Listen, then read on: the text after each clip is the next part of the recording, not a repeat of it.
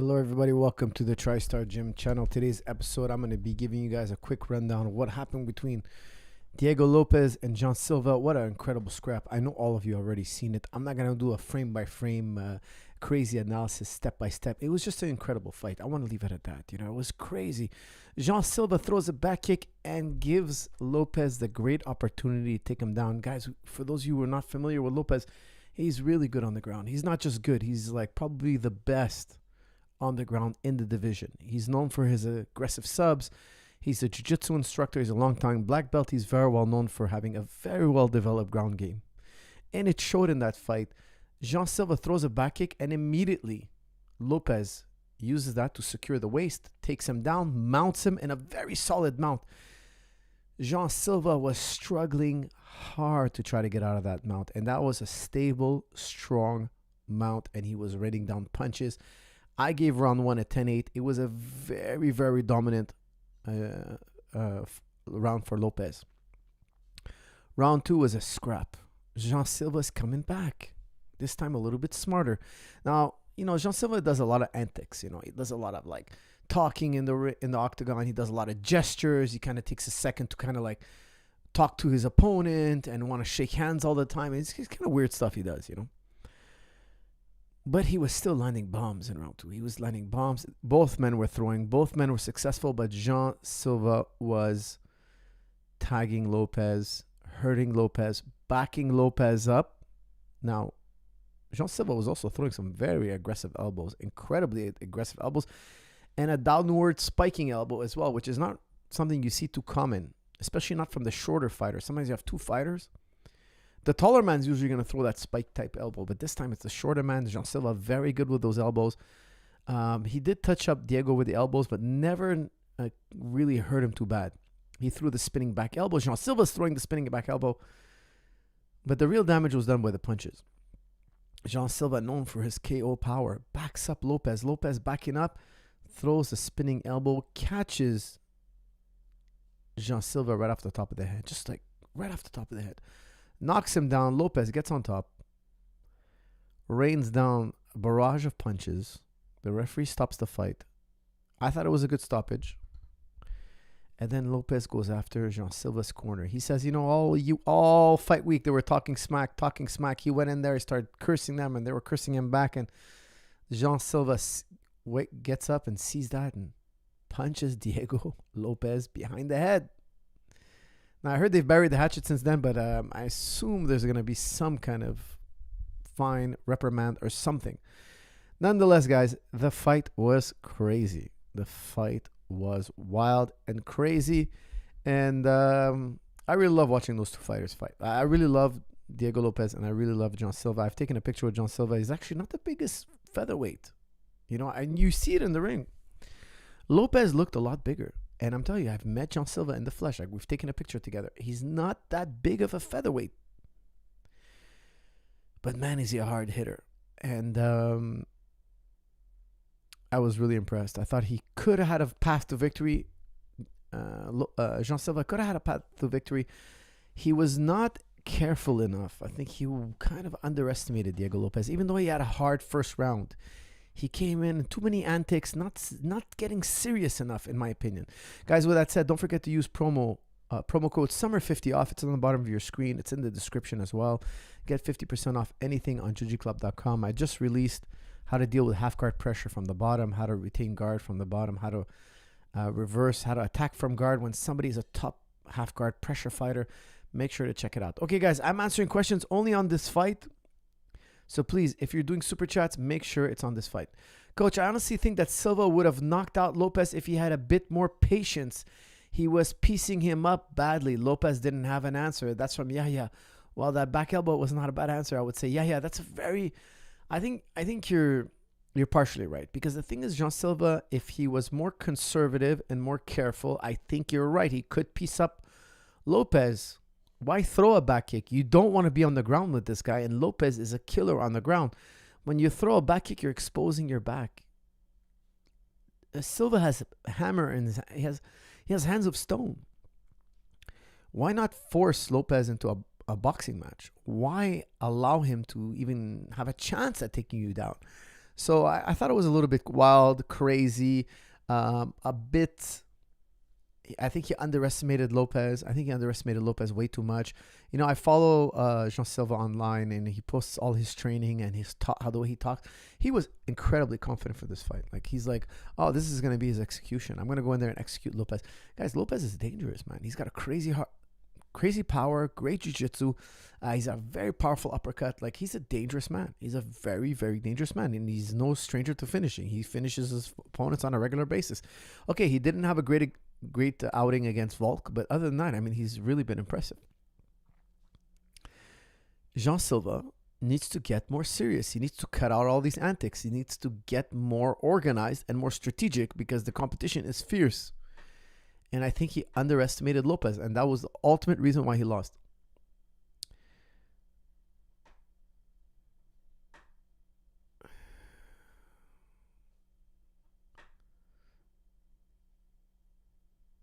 Silva, the Zio, got humiliated. Thank God. That's from Sahel. I have no idea if he's a Zio. I really doubt it. I'd be shocked, actually. I'd be quite shocked.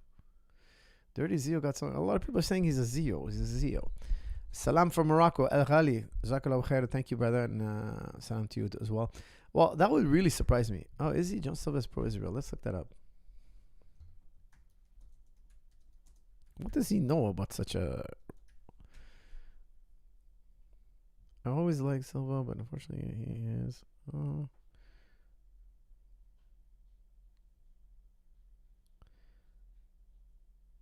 He appeared on some kind of news show.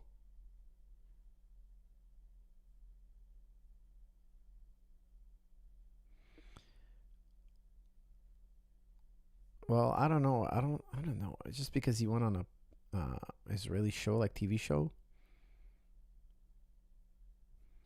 I don't know. I don't think he probably doesn't know much about the topic. You know, he probably doesn't know much about the topic. I'd have to look into it. I don't know. Honestly, I have no idea.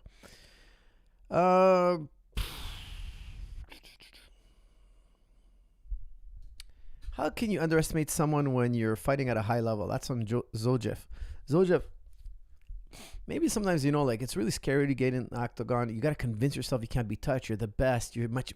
I think sometimes, honestly, working with so many fighters for so long, I think some of them, they need that encouragement. They need that encouragement. They need to be told they're better and they're going to walk through this guy, and it's going to be just to get in the cage. And once the fight starts, you know, the instincts take over. But I think a lot of it is hyping yourself up to actually get through the intense moment, because it can be very scary to get into the octagon. Very scary. Silva was winning round 2 while trying to get back from a 10-8 round in round 1. That's from Gabe. He was winning round 2, but he needed a finish. Because imagine he won round 2 and then round 3. It would have been a draw. Because I'm not sure if they officially gave him 10-8, but I gave him a 10-8. So it could be a draw or a majority draw if 2 of the 3 judges gave a draw in round 1. So he really needed a finish, you know, because he was mounted for a while and he got hit quite a bit. And I'm really impressed with his conditioning, because he was mounted for a long time. He was struggling hard to get out. I mean, he was working really hard. And when he finally got out, he looked like he had the gas tank for it. He had the gas tank to come back strong in round 2. Okay, guys, we're just doing the Silva-Lopez fight for now. We're not doing anything else. And then I'll open it up to ask me anything. I won't stay too long on this topic.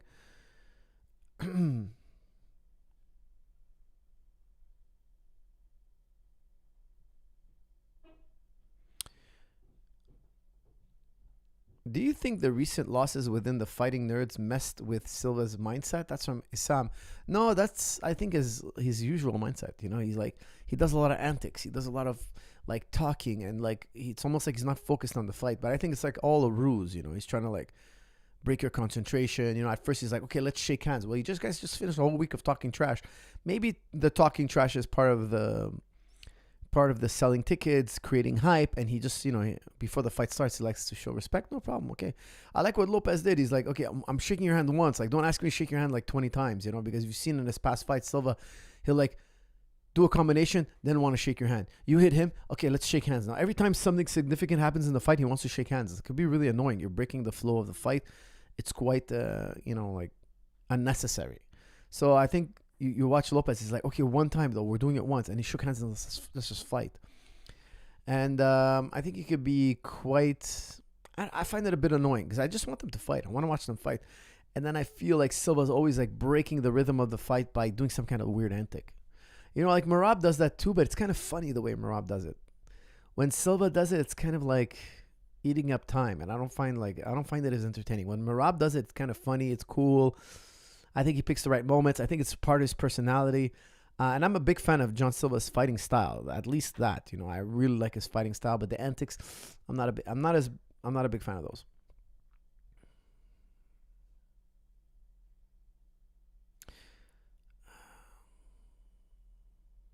Coach, Coach Faras, what is up with the amount of spinning elbows lately? Is this the new meta? That's from Jeffrey. Yeah, we saw Aaron Pico get hit with a spinning elbow. We saw John Silva hit Lopez with a spinning elbow. Then Lopez hits him back with a spinning elbow, just like spinning elbow, spinning elbow, spinning elbow. It's a violent and powerful attack, but it's hard to do sometimes unless your opponent's like giving you aggression. Like when your opponent's being really, really aggressive, that's the best time to hit a spinning elbow because it's not a long range attack. You know, it doesn't reach far, but man, is that a powerful hit. That is a powerful, powerful strike. So it's really effective on somebody who's aggressive stepping forward. Hey, Coach, what is the name of the takedown like GSP without knee drop like a football tackle? Thanks. That's from Why? Why? It's just a double leg. It's a variation of double. We just call it a double leg, or I call it a spear double sometimes. A blast double, because you're blasting through the leg. I want to encourage you guys to step through the legs. Or standing double. We say a standing double. Silva has all the tools to be a champion, but needs to control his emotions and takes things seriously. That's from X Legoat. I agree with you, man. He needs to get focused. He seems like he's on. I think there's a lot of psychology. I think he's super talented, but he needs to comfort himself. He needs to comfort himself. And these kind of antics, they kind of make the fight not as serious, it seems. But, I mean, as a performer, the guy's a killer. He really is a killer. He's very, very dangerous guy. He might become world champion. It wouldn't surprise me in the least because he's such a talented guy. But for now, he's going to have to probably put at least 2 wins together. Hey, Coach, what is the name of... Oh, I did that one. Pratis won by spinning elbow. Oh, yeah, that's right. Pratis also won by spinning elbow against Jeff Neal. That's right, of course. Yes, killer. It's a killer move. Absolutely killer move. Coach, did you hear the story about behind Jean Silva's barking? That's from Danilo. Yeah, I heard his mother was assaulted. That's the simplest way I can put it without triggering the word protection program thing. She was assaulted in front of him, and then he started, I'm not sure, he started barking because it was soothing him or something like that. I have to hear that story again, but like it became like a nervous tick of his, but he was traumatized in his youth watching his mom, I think, defend herself. And when she defended herself, and I assume it's legitimate. I don't put that in quotes. I don't want to say the word what she did because, the YouTube algorithm. But let's just say she deleted somebody. Okay, let's just say it like that. And I'm sure was legitimate. I don't know all the details, but he created he witnessed it, so it came like a nervous tick or like a comforting, a way he comforted himself or something like that. I don't remember the exact details. I have to look it up again.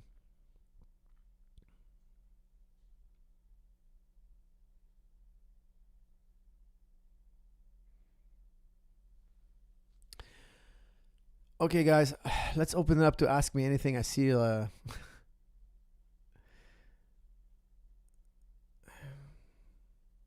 I see a lot of people now want to move on. Okay, let's go. This is the shortest we ever done on a fight. Look, it was an entertaining fight. I don't want to dissect it and make it like a scientific breakdown. It was a fun scrap, 2 studs. It was wild and crazy.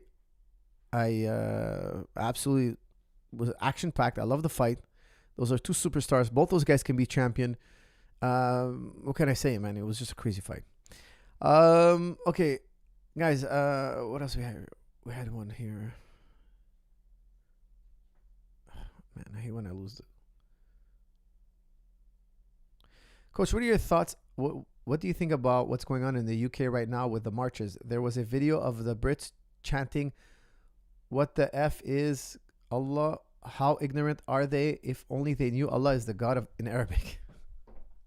That's student of life. Guys, there's a student of life. Thank you for bringing that up.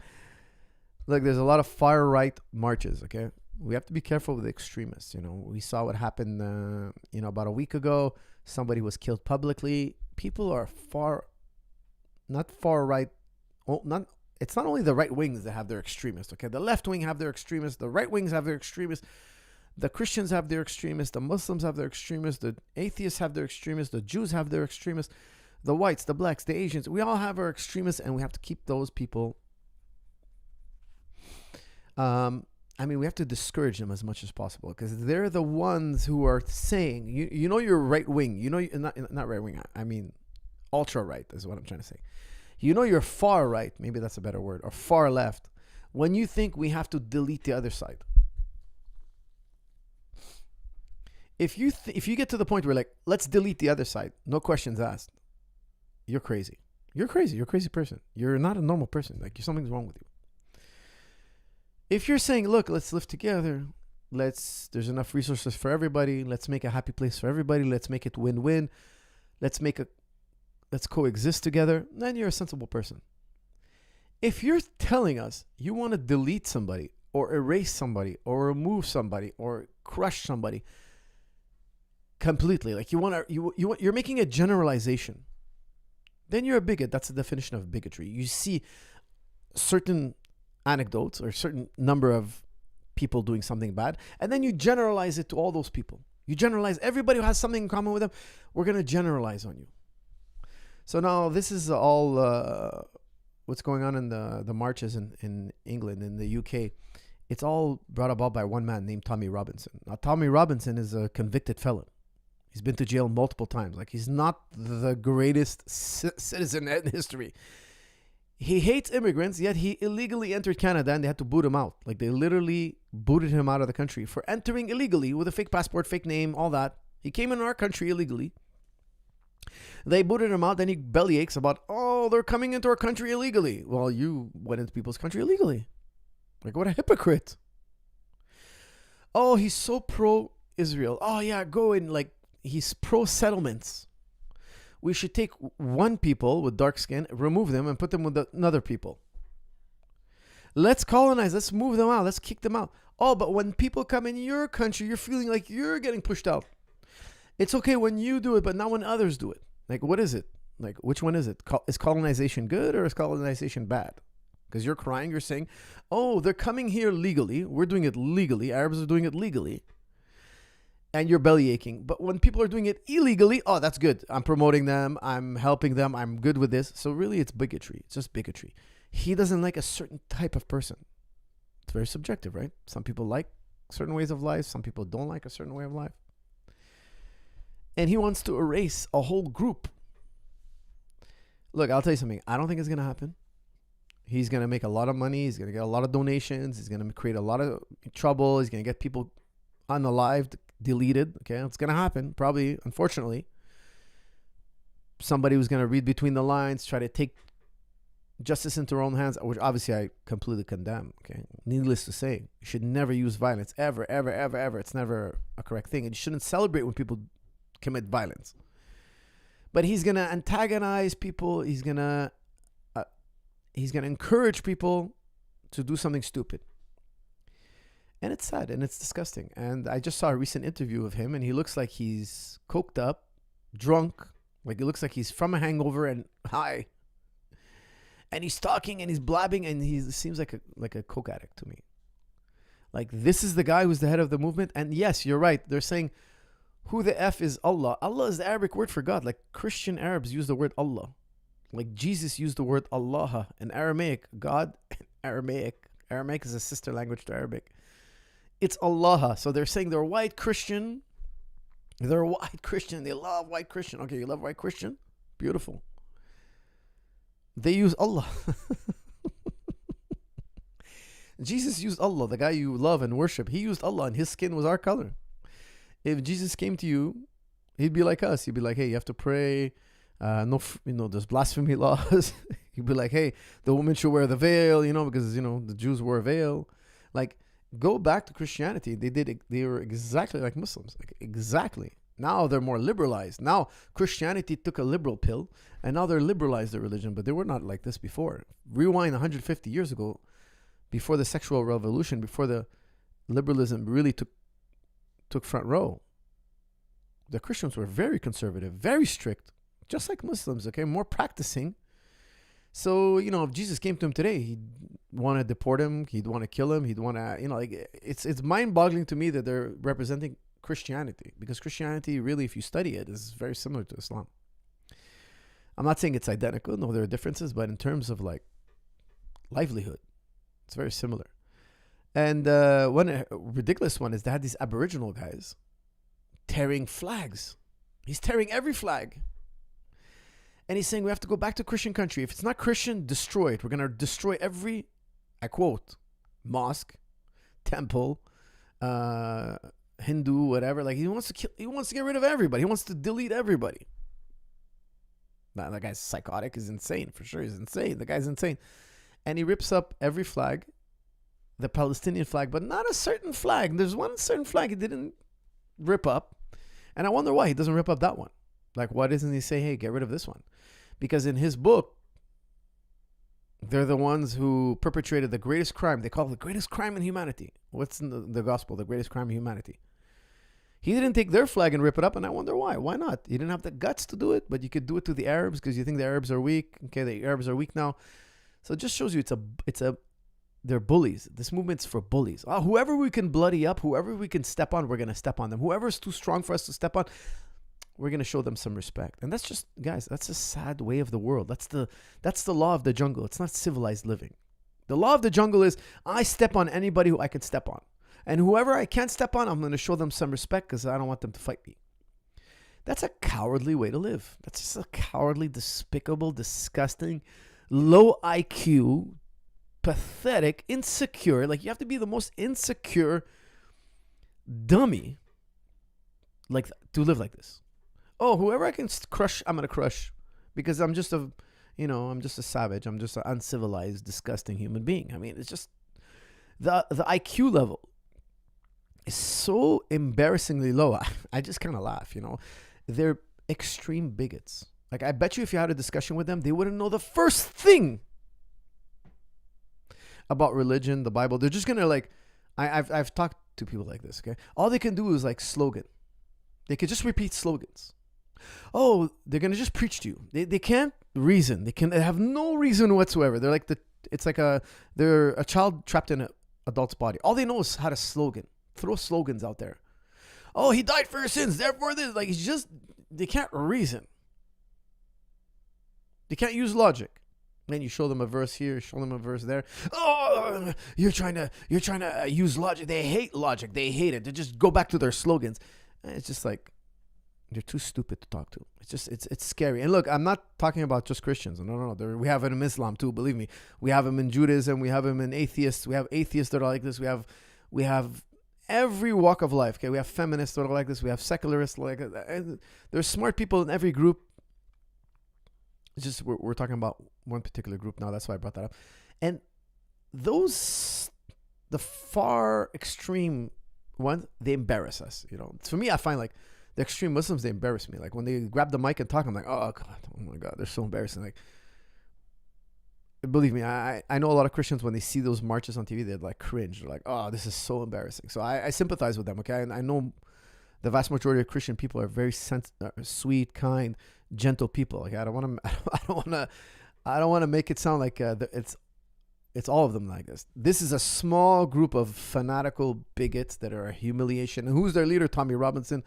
And he's the biggest clown of all.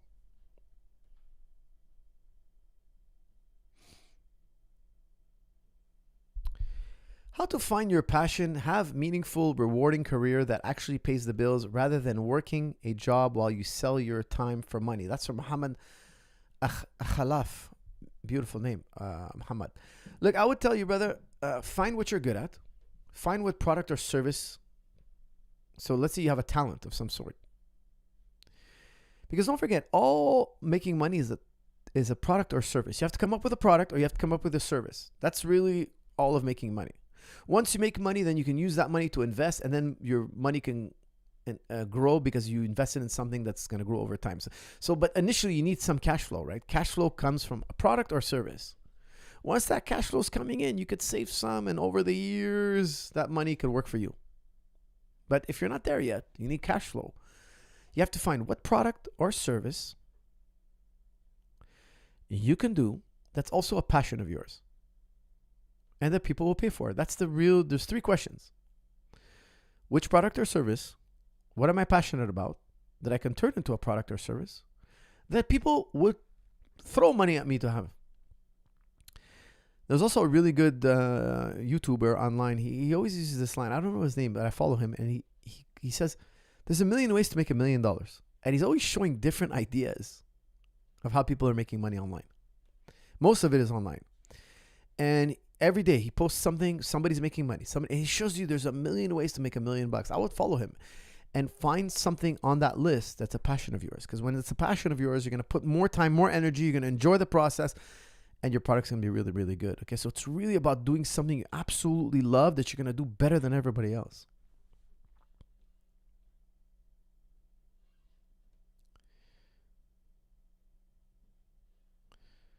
Coach, what's your opinion about the hadith? That's from Asad. Which hadith?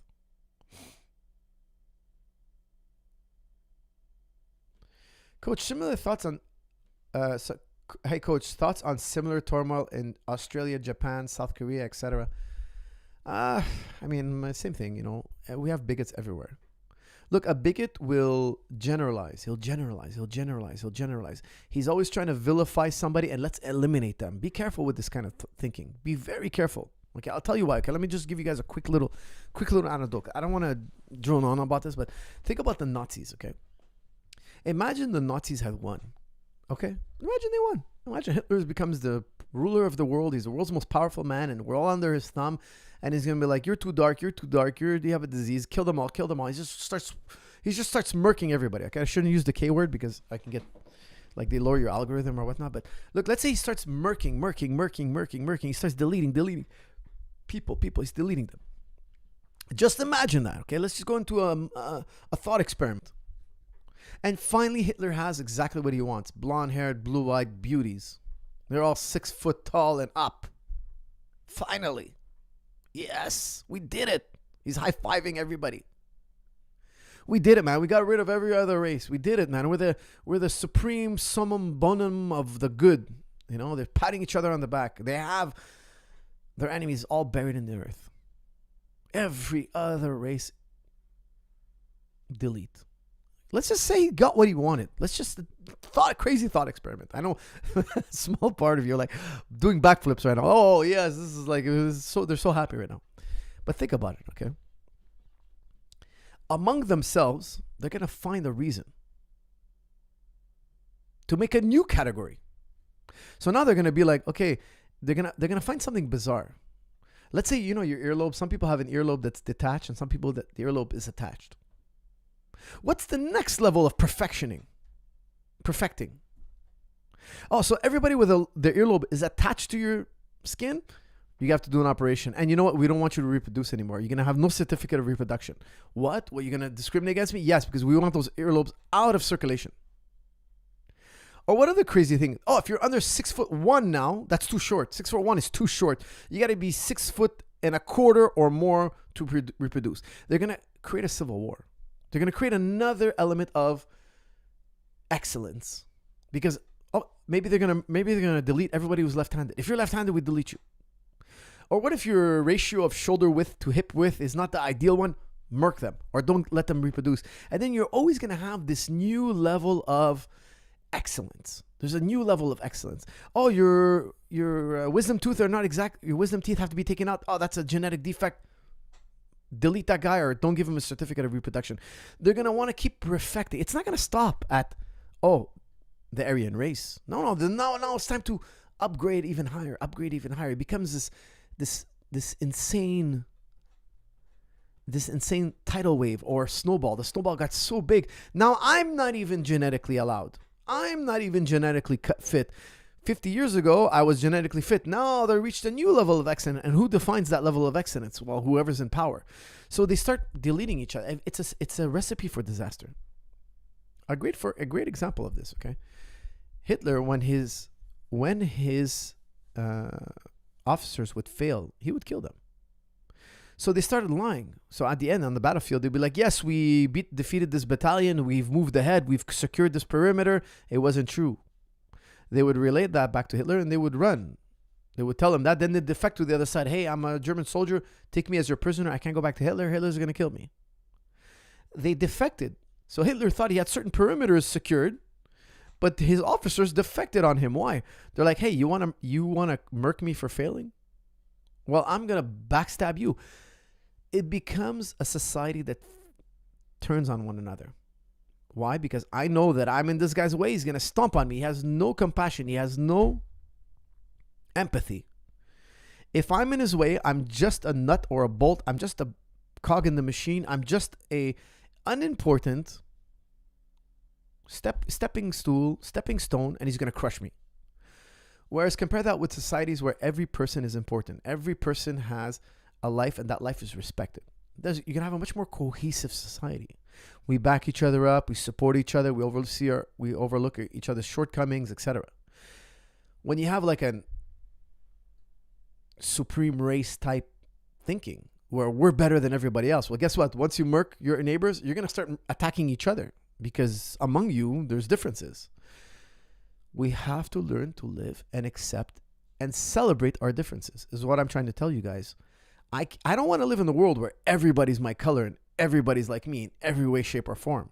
Think about people who are different than you. I have people who are very different than me, who are part of my life, and they enrich my life. They make my life better. I enjoy learning about how they think, how they live, their perspective. It helps me expand my horizons. There's a benefit there. So what I'm trying to say is our differences should be celebrated. They should be tolerated. We should learn how to make room for everybody fairly in an honest, rational way. As opposed to saying, look, they're different than us. Let's delete them. Let's annihilate them. Let's murk them. That's extreme, evil, and very importantly, unsustainable. It's unsustainable because our differences are never ending. So we'd have to murk each other forever. We'd have to delete each other constantly forever. If Hitler had his way, he would have to start deleting more and more people and trying to breed a certain race. And there's another major point here. You can't tell which survival trait is actually the more, how should I say, successful. Like for instance, okay, they say a comet hit the Earth. Okay, the comet hit the Earth, wiped out the dinosaurs. Why? The dinosaurs now, because the environment changed, could not survive anymore in this new environment. It was actually the vermin now, because they're smaller and they require less food, and they can hide in little burrows. They can hide in little space. They became the apex survivor. Why? The environment changed. What happened to the big muscles and the claws and the giant frames and the giant muscular bodies? Oh, those are useless now because they require so many calories, but there's not a lot of food. There's not a lot of places to hide from the cold and the heat, etc.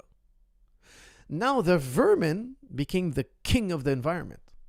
So as the environments change, maybe you're going to need a certain type of person to help us excel. So long story short, a society with diversity has more chance to survive as the environment changes and challenges change. So there's that to look at too. Okay, I don't want to get into that too deeply, but it is a very serious point. All right, guys. With that said, let's move on here. By the way, guys, in Gaza now, the UN has officially declared genocide. Not only we have the consensus in genocide scholarship, there's this association of genocide scholars who officially called it a genocide. Now you have the UN officially announcing what's happening in Gaza as a genocide. For everybody who denied it, everybody who made excuses, right now you are humiliated. You are humiliated. You are embarrassed. You are a disgrace to humanity. We all saw it. The evidence was abundant. By the time they got all the paperwork done and they reviewed everything and made sure that everything was tipsy-top, perfectly, can't argue against us now. They went through all the process. They caught up to the rest of humanity. Okay, it's official now. What are you going to say? What can anybody say? For those of you who denied it, you have no compassion for your fellow man. You have to really search inside your soul, your heart, your soul, and find out why you saw humans suffering, children on top of it, children suffering on a daily basis, and you turn the blind eye. Like, honestly, seriously, you have a serious problem. For those of you who denied it, you have a serious problem.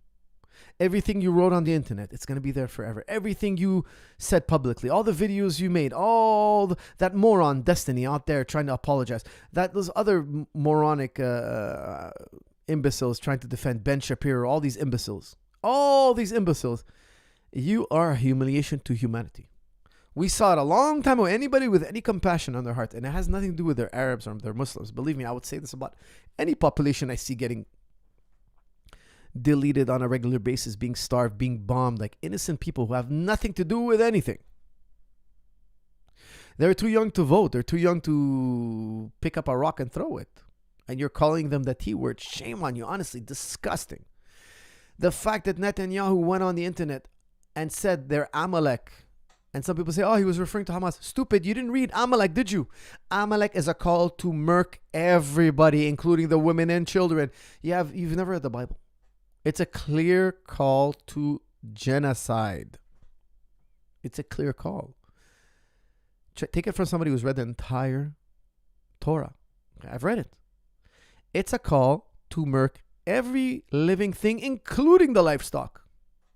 That's including women, children, young men, young boys, the chickens, the roosters, the donkeys, the cows, everything that is alive, delete. Okay? So even the president of Israel said, there's no innocent civilian. Like, what a disgusting, despicable thing. They're going to make museums out of this historical event that's ongoing. They're going to quote people. You're going to be seen as the most evil, vile people of our modern day. Honestly, if you defended this, you need to do some deep soul searching. Disgusting.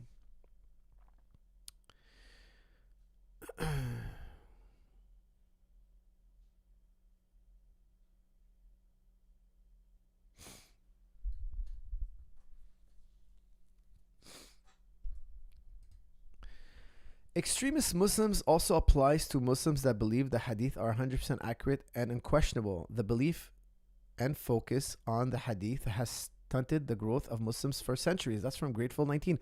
Well, you're not supposed to look. There are hadith scholars, okay? And hadiths are categorized. But here's the thing. You're right. Hadith can never be equal to Quran. Never. Why? Because it would defy the Quran. The Quran says that if all of humanity and the jinn came together, they couldn't reproduce a Quran. So are you saying that the body of hadith is equal to the Quran? No. Some Muslims do say that, okay, but they're a minority. The Quran is always first. Now, hadiths, like Imam Malik said, by its content, I'll reject it. I don't even need to look at the chain of narration. Just if I hear the content doesn't make sense, it contradicts the Quran, I reject it. That's Imam Malik, not me, okay?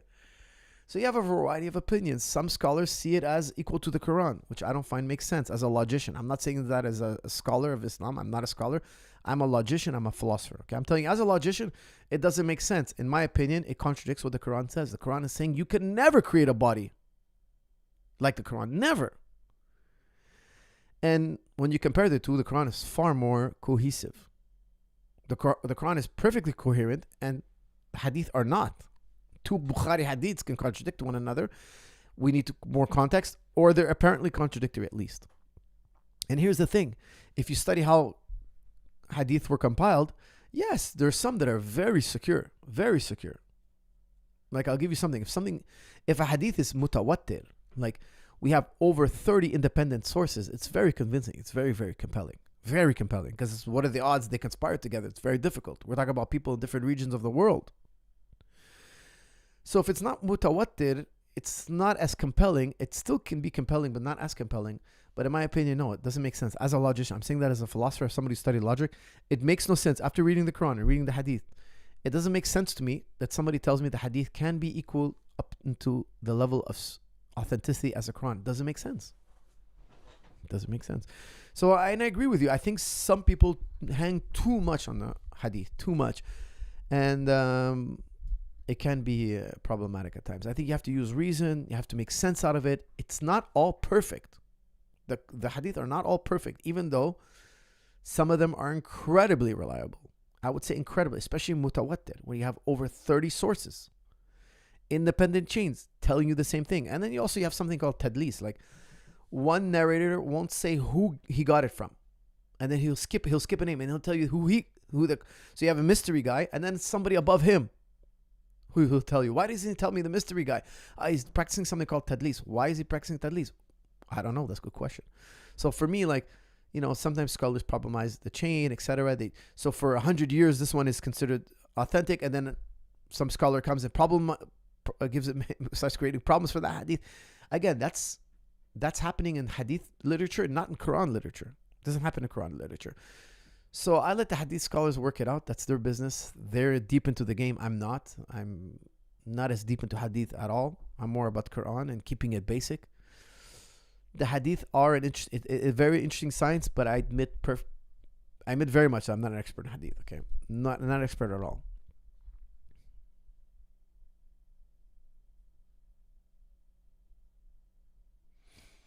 Salam, Coach. Any advice for raising kids separated by distance from extended family, grandparents, uncles, aunts, cousins? Shukran. That's from Atte.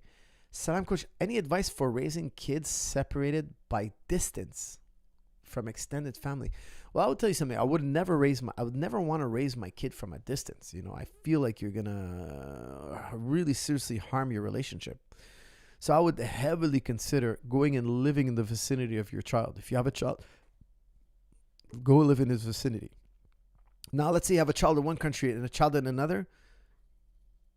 That's going to be very difficult. Like, I would carve out a certain time of the year where I go to live with the other child.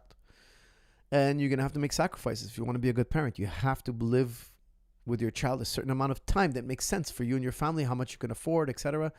But you must go and have quantity time with your child. Okay, in my opinion, you can't do it remotely. It's almost impossible, okay? He's always going to feel neglected. And sending him gifts is not going to do it. It's going to be a short-term Band-Aid style solution. It's not a long-term solution. And I highly recommend you carve out a period of the year so that kid knows growing up that he was always in your agenda. Cryptomania says, Salam, Coach. We recently reverted to Islam. My partner, she told me she isn't ready to convert, I assume you mean. However, does the Quran really say women need to cover? No, you meant to cover. Okay. Does the Quran really say women need to cover, and how are you dealing with it? Jazakallahu khairan. That's from Crypto. Crypto, look, the Quran says you need to cover. Now, some people debate. I'm not doing that. I'm not debating it. Some people debate, that was a command to the wives of the Prophet because of the mothers of the believers, so they have a new, a higher standard, okay? And for everybody else, it's dress modestly, because it says that in the Quran also as a general advice on clothing. Dress modestly.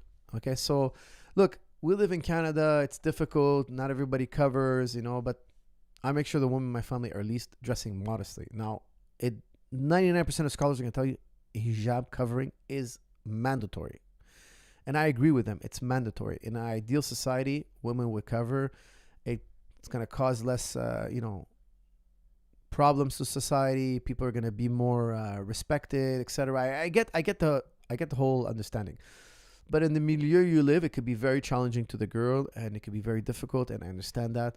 So, I mean, it's the cultural norm here. Okay, so look, it's a difficult thing. I don't get involved. I let them, just dress modestly. It's up to them. It's up to the person, because the thing is, you can't force it on somebody, right? So it's up to that person to decide how religious they want to be, because that's really religious. That's what makes somebody halal or haram. If they have no chance to do something, if they have no choice, well, how is it halal? How are they choosing good? That's why you have free will, right? Because you're going to choose good, or you're going to choose bad, or you're going to choose what's appropriate for you. Because, from what I understand, if you lived in a society where everybody's one way, it's easy to be that way. When you live in a society that's another way, it's more difficult. So if you did it, it would be worth more. Okay, so it all depends on the individual, how, much they want to practice. And I think in the end, that's really between them and God. You got to let them decide for themselves, because if you force it on them, this would violate the no compulsion in religion. the Surah Al-Baqarah, it says no compulsion in religion, which is very important. Some people try to, it's abrogated. It's not abrogated. It's a principle. There's no compulsion in religion. You can't compel somebody to be religious. It's not possible. What else we got here?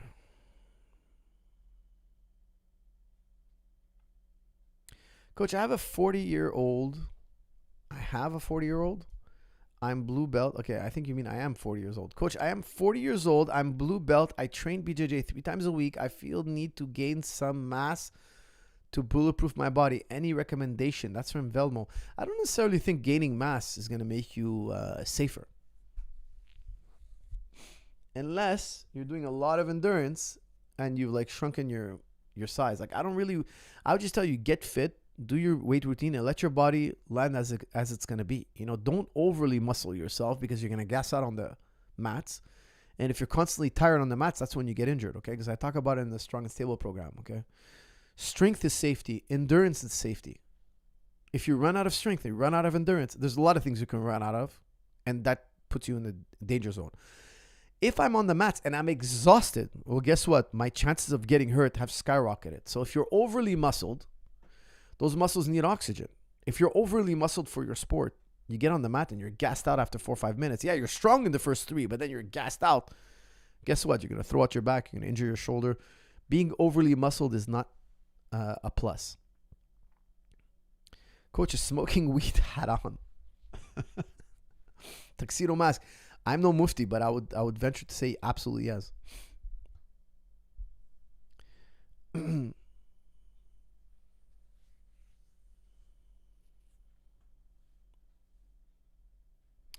Hey, Coach, in your gym, how do you know when to promote people from white to blue?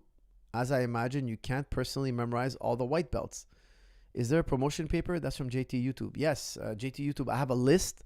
So everybody puts the time they trained, their approximate date, their white belt, their rank, their current rank, and we go through it. And we put the names in order. We think this person needs to get it before that person. That person's been proving more, training more, giving more effort.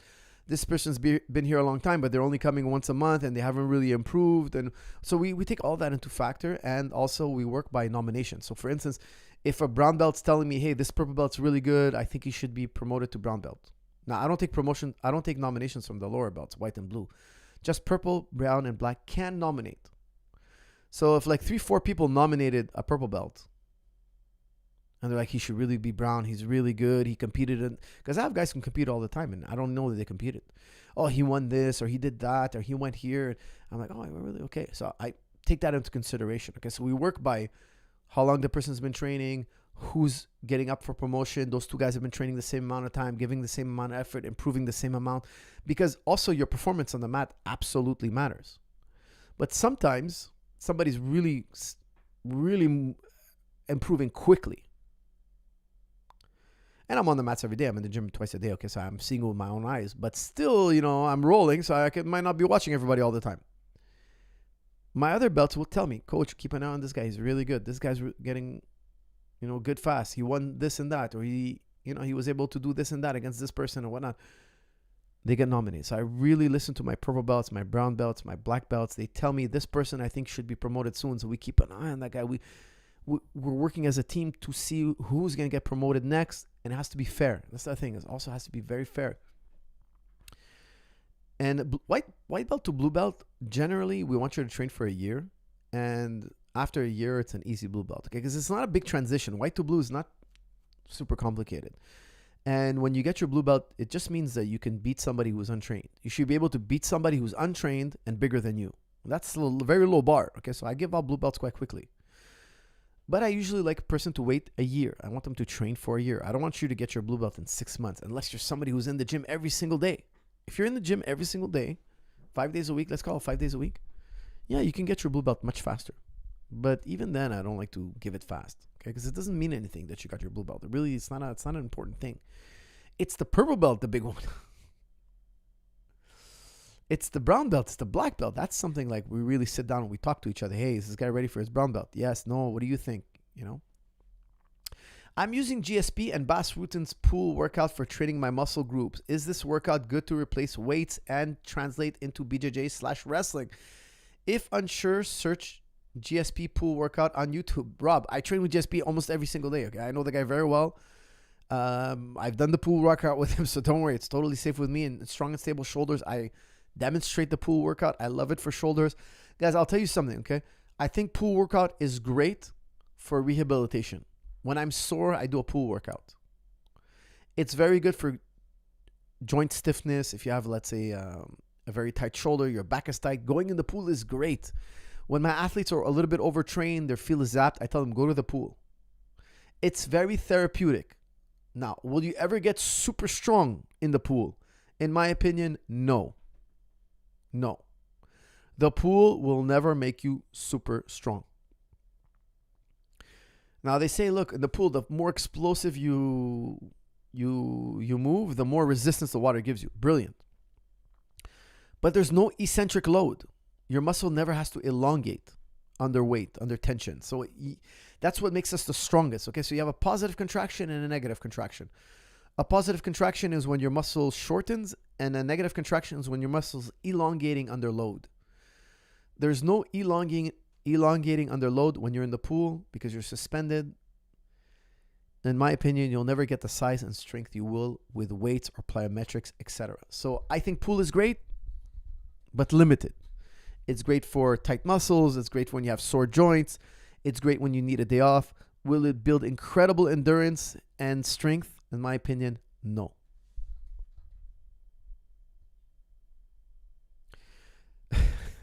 Tuxedo. Come on, man. Tuxedo, you're going to get me in trouble, bro. Come on. Stop with that.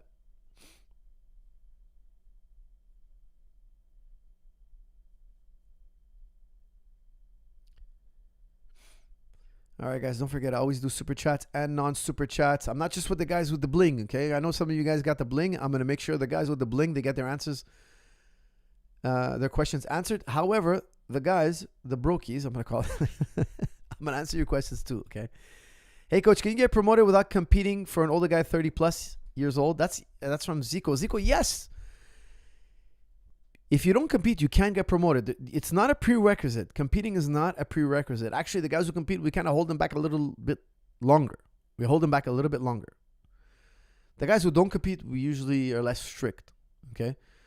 But if you don't compete, as long as you demonstrate you understand the material and your performance is good on the mat, we will promote you. Like, I think, like, and when I say we, I mean like the upper belts. We want to promote the guys who are developing their game. We get together and we talk, especially my black belts and my brown belts. If they suggest somebody to me, I take it very seriously. Okay. I even like to hear from the purple belt. Sometimes they're rolling with these blue belts and the blue belt's been training 4 years and he's really, really good. I'm like, oh, you really think he's good? Okay. I don't even have to roll with him. I trust you. Like, of course I probably have rolled with him. Maybe it's been a while. The TriStar has hundreds of students. But I mean, I'm not rolling with every single person all the time, every month. I'm not seeing their progress all the time necessarily. The gym is packed. We have like 3 classes a day and they're very busy practices. So I really like to listen to my students and I love to hear that people are progressing. Coach, do you like Mahdi Hassan? That's from JB. JB, yes, I love Mahdi Hassan. I think he's a brilliant interlocutor. Brilliant guy.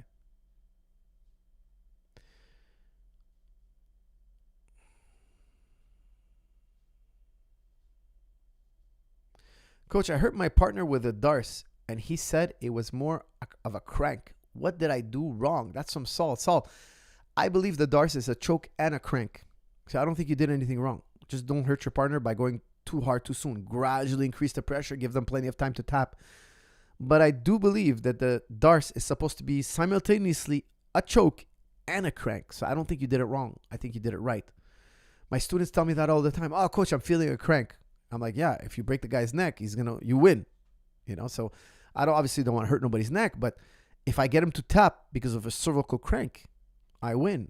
Okay, so it is also a crank. Absolutely.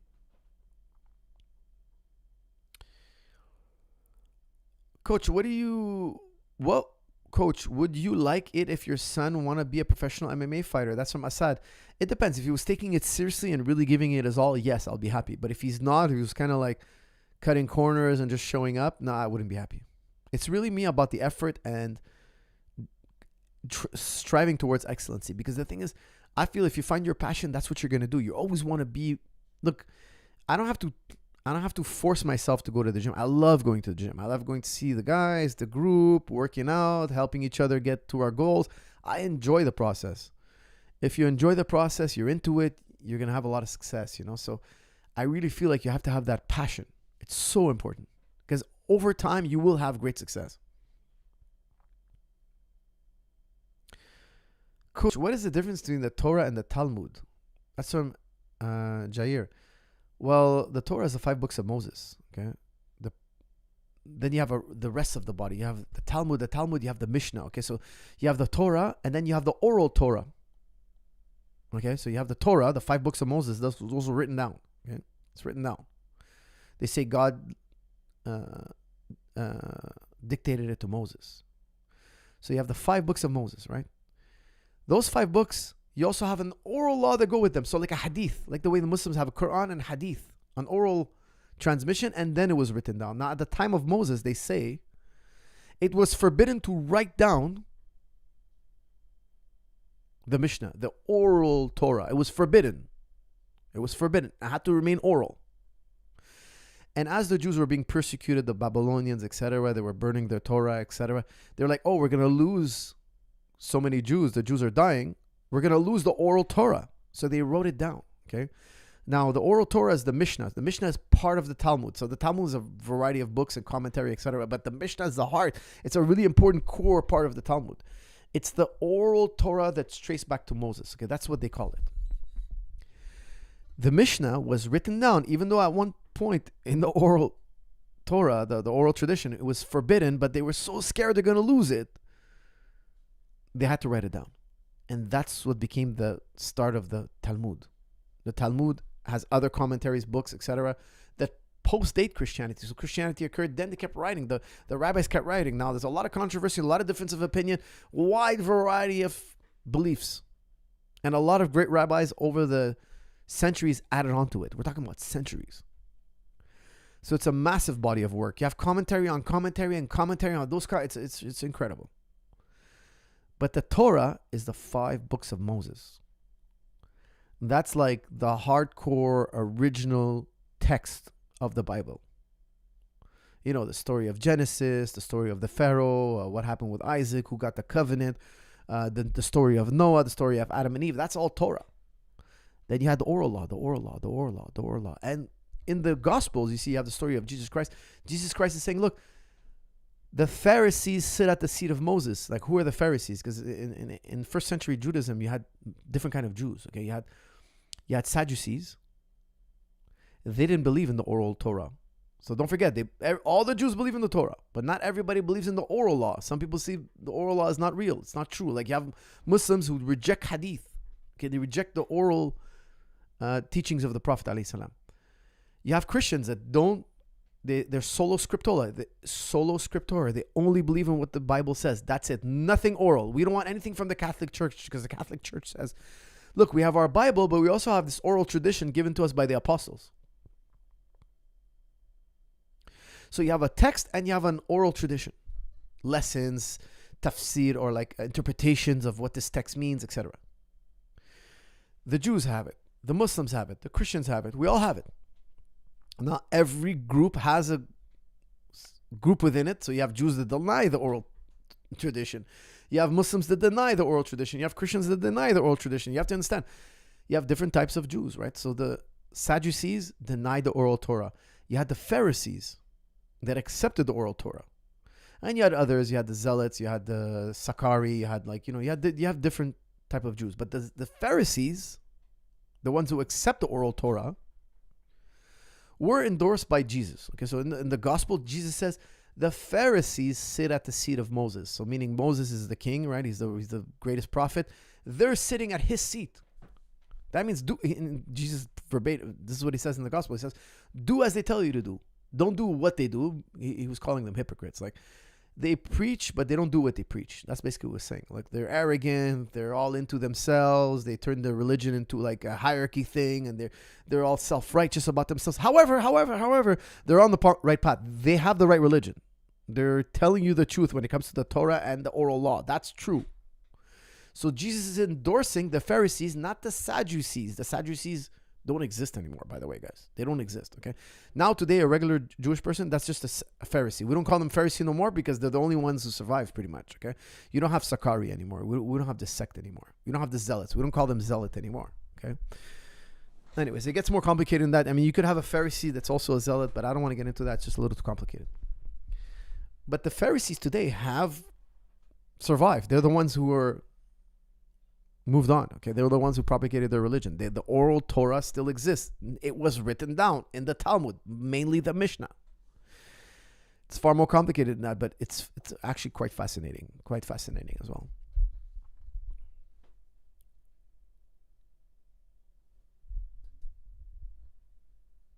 Coach, I gained an extreme amount of weight over the last 2 years, from 115 kilograms to 180 kilograms at 6'2".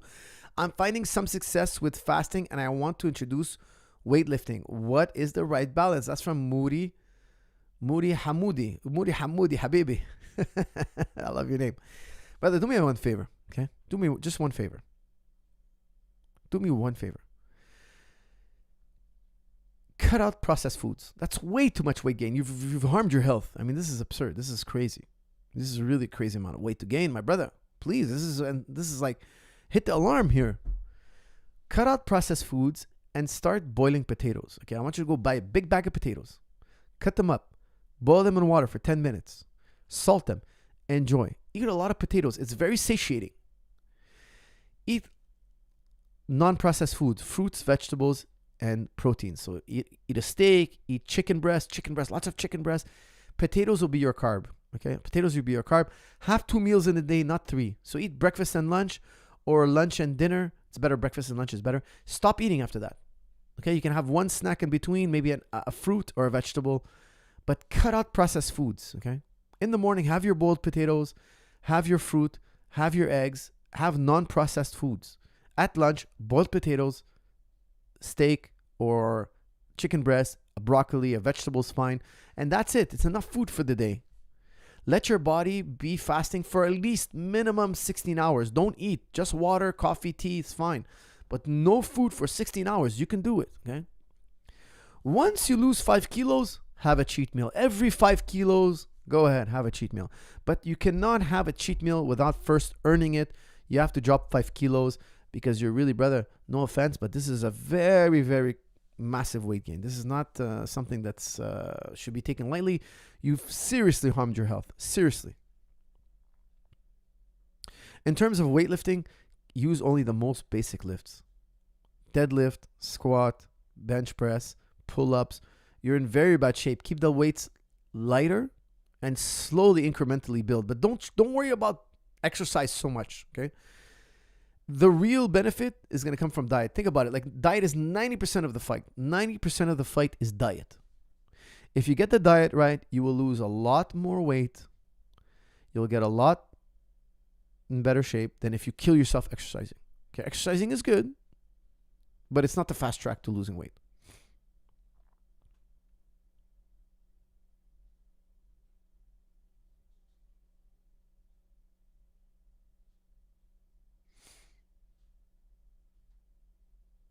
Coach, Aspinall, thoughts on Aspinall versus Gain? That's from DC. DC, I really like Aspinall for this one. I would tell you like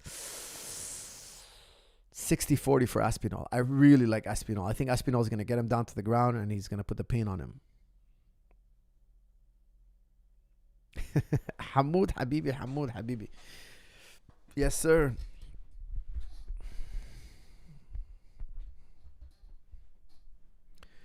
What a scrap. Respect to them. Respect to Coach Zahabi. Thank you, Yuri. It was a crazy scrap. Jean Silva versus Diego Lopez was a wild one. You gotta be fight fans of those guys, at least. You know what I mean? They put on such a show. It was crazy.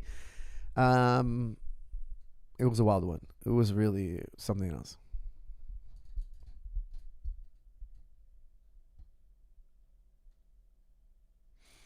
Without a thyroid, would it be smart to join a martial arts gym? That's from Ojib. Ojib, I have no idea, actually. I'm not sure. I'm not a thyroid expert, but I would definitely do some deep research. You know, you got to do your own research on this one. Talk to several doctors and find out. You know, find out that answer that question and come back here and share it with us. Thoughts on Crawford versus Canelo? That's from Ghostbuster. I only saw highlights.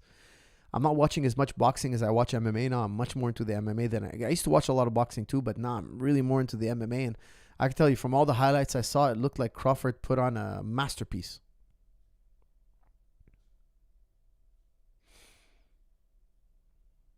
Carnivore diet any good? That's from JB19. JB, I'll tell you something. I've been tempted to even try it. I've done it a little bit. Like it's crazy. In my opinion, unsustainable. I've done it in the past, like years ago before it was cool. I couldn't get past day 9. At day 9, I was dying. At day 9. I couldn't train anymore. I couldn't get up to go to the gym. I literally was broken. My whole body. But I know people who've done it and they told me they love it. So in my personal experience, it didn't work. But I don't want to tell you that I haven't heard the opposite. Some people do it and they love it. And they switch to the majority of their calories from meat. So I know a few, just like maybe 2 or 3 fully carnivore. And I don't know if it's sustainable. And they're all like, a year in, 6 months in, and they lose a lot of weight. Yeah, sure, you cut out everything processed. Of course you're going to lose weight. I want to see them doing it for 5-10 years. And then I'll be like, hey, that's sustainable.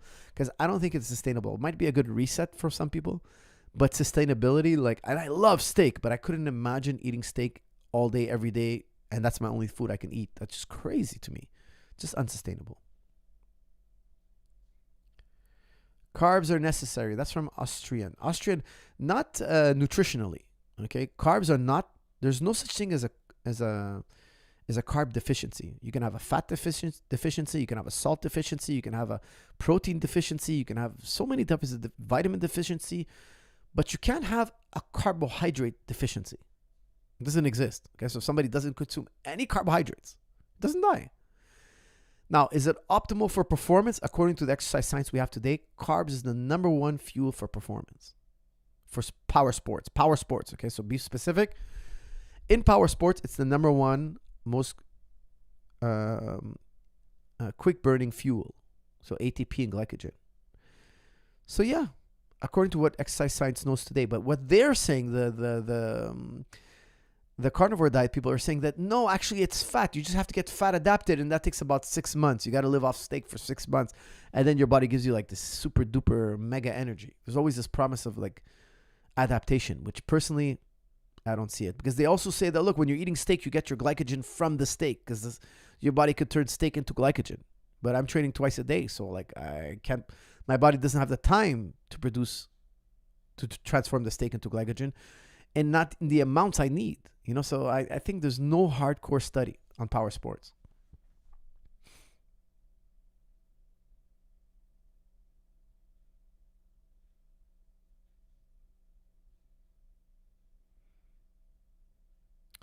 Thoughts on Nick Fuentes? Guys, honestly, I've heard that name so many times. That's from Nehemiah. I've heard that name so many times. People are talking like on interviews on Nick Fuentes. I don't even know who that is. I have no idea who that man is. But I heard that name maybe 100 times. It's crazy. I'll have to Google him sometime. Salam, Coach. What are your thoughts of Moneyberg Money? Did you see the discussion of Joe Rogan Fight Companion on the Joe Rogan Fight Companion? That's from Kayed. I get another guy I get a lot of, but he's really big. He's like 260 or something. So it's possible, he's crushing guys with not such good technique. I played a video once on this channel, and his striking was horrendous. He was training with Machida, but I don't think he describes himself as a striking expert. I haven't seen him move in jiu-jitsu. I was looking for jiu-jitsu videos. I couldn't see any videos of him moving around, so it smells or looks like he's kind of like not such a black belt. But the thing is, they say he got his black belt from Jake Shields, and I know Jake Shields to be a guy who's very, how should you say, he's a hardcore guy. He's going to do it the honest way. However, he might have taken a nice chunk of change and like, hey, what's the harm in me giving this guy black? I don't know if he compromised himself a little bit. Personally, I would never do that. But again, maybe you see that check with your name on it and you're like, whoa. Because again, and I've never rolled with this guy and I've never seen him in action. So maybe, it's possible he's that good. But they say he got his black belt in 3 years and 7 months or something like that. That's crazy. That's really crazy. I don't think that's really possible. You'd have to be a phenom. Then I'd be like, hey, film me, man. I'm a phenom. Watch this. Watch this. Watch me go. It doesn't make any sense. Look up Moneyberg rolling in socks. That's from Larry Bird. Please, man, don't make me watch Moneyberg. Please, guys, if you push me, I'll do it. But I really don't want to. I really don't want to watch. Is mount position making a comeback due to 12 to 6 elbows? That's from Jeremy. Yeah, probably. That's gonna be a devastating elbow to deal with.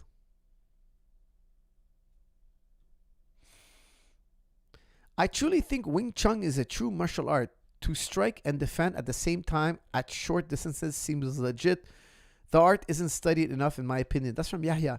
Look, Yahya, I'm sure there's some hardcore Wing Chun guys that do it for real, you know?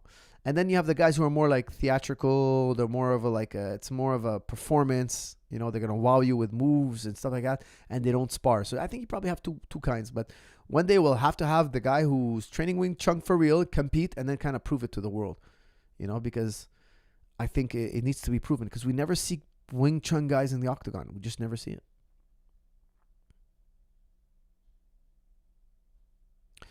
Arguing that carbohydrates are the body's preferred and most efficient fuel source for the intense, high-intensity workouts required for growth. That's from Yuri Boka.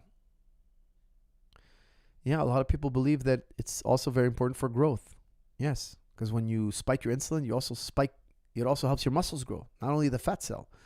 So yes, carbohydrates can make you bigger. Absolutely.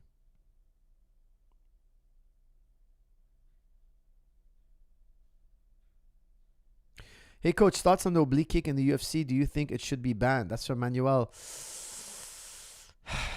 Yes, because it might destroy your knee, and no, because it's like a really powerful attack against somebody who's super strong and athletic, and it's kind of eliminating the less athletic guys, you know. So how do you neutralize somebody's athleticism? Sometimes it's kicking him at the knee. I have mixed feelings. Let's just say that, okay? I have mixed feelings. It's a tough one. Does Corey have any chance against Merab? That's from Jeremy. Jeremy, yes, I would say yes. Okay, now Merab is really impressive. I think he's a bantamweight GOAT. But still, Corey Sanhagen is a very special individual, and I think a flying knee, a devastating elbow here or there, a head kick could be very surprising, and he could get the job done. Now, am I picking Corey? No, I'm not picking Corey. I'm picking Merab. However, I still think Corey's got what it takes to maybe shock the world. Interim UFC champion Tony Ferguson didn't win Wing Chun. That's from Kelvin C. Kelvin, you're a gentleman and a scholar. Thank you for bringing that up. That is very true. He did have elements of Wing Chun. He used to work the dummy, and when he was fighting, he would do that kind of stuff and land elbows. I totally 100% agree. That is a very, very astute and powerful observation. How dare I forget Tony Ferguson's Wing Chun flavored striking. I will call it Wing Chun flavored because he definitely worked the wooden dummy, and he definitely did some of that stuff in the octagon. So you're absolutely right. Thank you for that reminder. Do policemen train MMA style? That's from JB. Yes, I train many cops, and believe me, I think a lot of them are into MMA these days. You know, they want to learn everything: how to punch, how to kick, how to clinch, how to throw, how to bring somebody to the ground, what to do, how to hold them on the ground. I think police are moving away from traditional martial arts.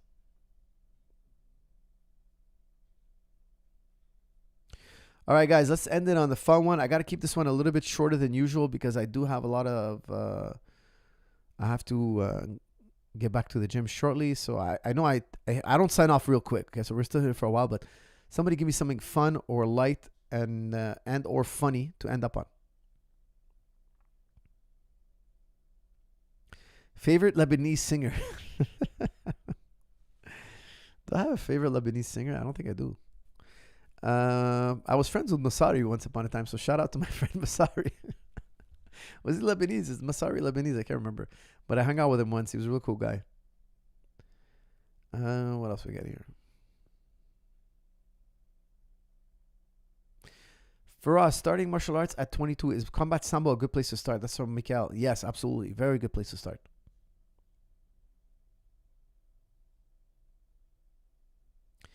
Who wins in a fight? 9 Danny DeVitos versus 1 Ilya Taporia. That's from Michael Joseph. Michael, honest answer. Taporia floors 9 Danny DeVitos. Floors all 9 of them. Like, I'm talking about like body bag. He's hitting them. They're dropping like flies. They try to tackle him. He shrugs them off. Elbow, knee, kick. I know Elia doesn't kick very often, but this one he'll kick. Why? Because, it's like a long-range weapon, and he can't miss. That boy can't miss. And they're all going to drop like flies, and it's going to be shocking how fast he's going to do it. They're going to drop like flies, man. It's going to be taking him like maybe 90 seconds because they're running from him. And I'm assuming they're all in like one octagon or something like that. They can't run away like for a mile away, He's going to floor them, man. Every shot is going to be a KO. Every single shot is going to be bodies dropping. It'll be a scary thing, man. It'll be a very scary thing. I don't care if Danny DeVito holds up his guard. He'll punch right through that guard. It'll break his forearm and smash right through it. It's just, he does not know. DeVito does not know how to absorb a punch.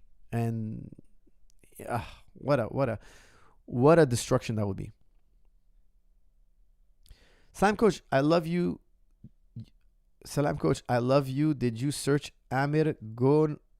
Okay, I'm going to do it for you now because you love me. Okay? What can I do? I'm a sucker for love. Habibi. Let's do it. Amir Gonim. Amir. Oh, goodness gracious. Gonim. Who is Amir Gonim? Oh, yes. Your beloved jiu-jitsu trainer. I did look him up. You guys were writing me about him. Right? It's the jiu-jitsu trainer, right? Amir Gonim. Yeah. I got it. BJJ, right? Yeah, I did look him up. He moves very well. I saw him compete against one of my old students, Gabe, and he did very well. That's cool. Yeah, I'd like to train him one day, and I know he's in Canada. If he's ever in my neck of the woods, yeah, this is him here. He went up against Gabe Shepard, one of my old-time students. I believe Gabe was like a blue belt, I think. I don't know if he got his purple belt recently. And, he's a great instructor, I'm sure. I do know him now, friends. Please say hello to him for me. Coach, what do you do if a guy wanted to roll in socks at TriStar? That's from Larry Bird. If he has a good reason, I wouldn't say anything. But if he doesn't have a good reason, I would recommend he doesn't wear socks. Why? Because you could slip and hurt yourself. So as we're wrestling the sock shift, interesting fact, in Thailand, the original stadium fights, the Muay Thai fighters wore socks. Can you believe it? It was mandatory to wear socks. Why?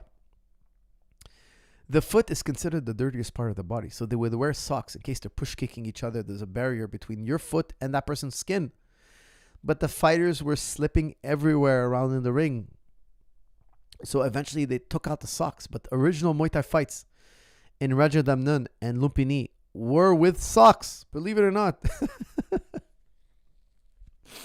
I thought that was crazy when I found that out. The original fights, the fighters had to wear socks. Coach, $1 million or watching Khabib versus GSP in their prime. That's from AK. I won't lie to you, man. I would take that $1 million. I've seen a lot of great fights. Now, that's what I'd love to see for sure. But I'd rather take $1 million and do something good with it, because the world needs more than just another good fight. Of course, that would be a legendary fight. Epic one. But it's also a fight I don't want to see. I love those two guys, So it's a fight I also wouldn't want to see too much.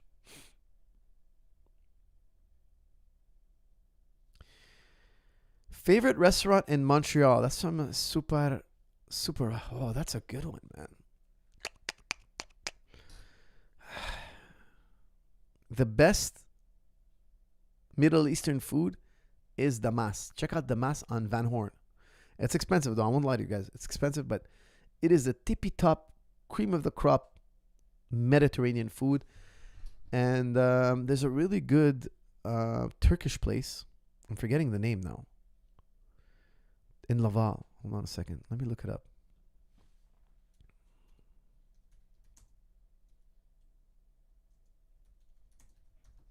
I'm forgetting the name. Hold on a second.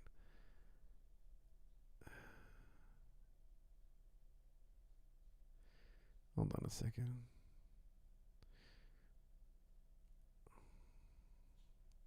It's on Saint-Martin.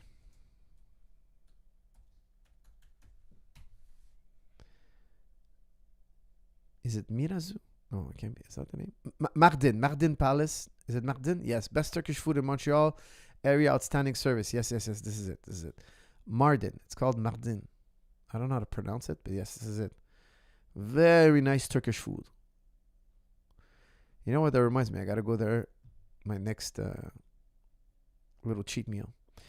Beautiful place. Mardin and Laval, and check out Damas. But Damas is quite expensive, guys. Bring your pocketbook because it's going to be a pretty penny. All right, guys. Thank you very much for tuning in. I like to do these podcasts with you all. I have to cut it a little bit short, unfortunately, because I have to get to practice, etc. But guys, thank you for tuning in, and I'll see you all in the next episode. Thank you.